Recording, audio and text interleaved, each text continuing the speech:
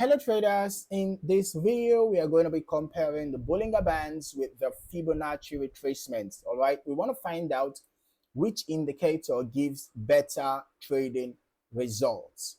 All right, now Bollinger Bands and Fibonacci Retracement are both widely used, right?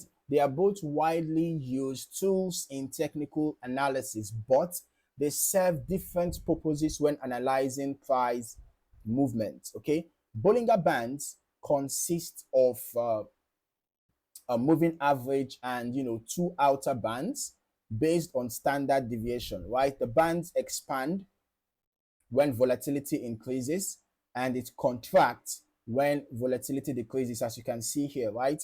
Traders often use the Bollinger Bands to analyze volatility, identify potential overbought and oversold conditions and observe price movement around the bands. Okay, now the Fibonacci retracement works differently. Instead of measuring volatility, it identifies potential support and resistance levels based on mathematical ratios derived from the Fibonacci sequence. Okay, so after a strong price move, traders draw Fibonacci levels between a significant high, like I did here, right? Between a significant high and a significant low.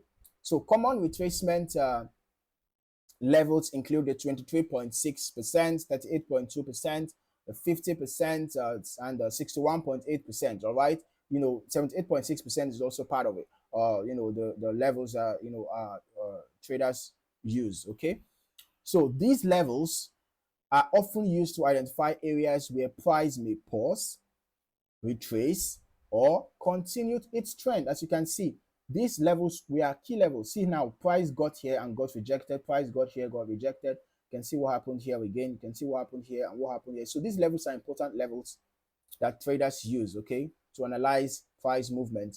So in comparison, Bollinger Bands focus on volatility and price extremes, while Fibonacci retracement focuses on potential support and resistance levels within a trend.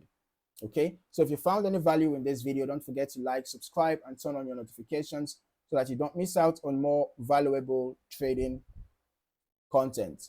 Okay, so in the meantime, thank you for watching. I look forward to seeing you in the next video. Happy trading.